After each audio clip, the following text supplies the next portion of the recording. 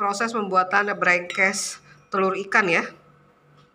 Telur ikannya ya sudah kita cuci bersih ya. Seperti ini nih telur ikannya nih. Tuh. Ya. Kita aduk dengan bumbu sampai tercampur rata ya, seperti ini.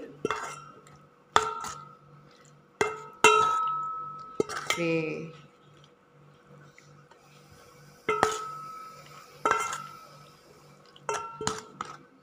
Setelah itu kita siapkan daun pisang ya. Nih.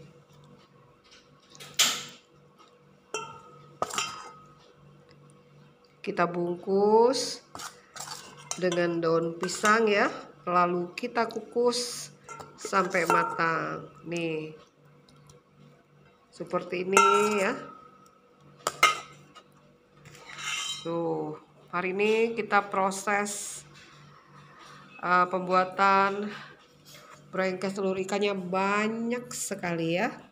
Tuh. Ini lagi ya. Tuh. Ini bumbunya banyak.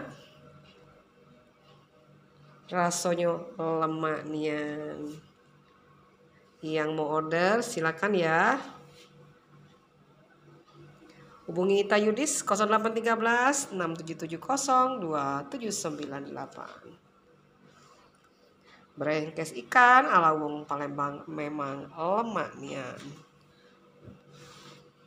Nih ya.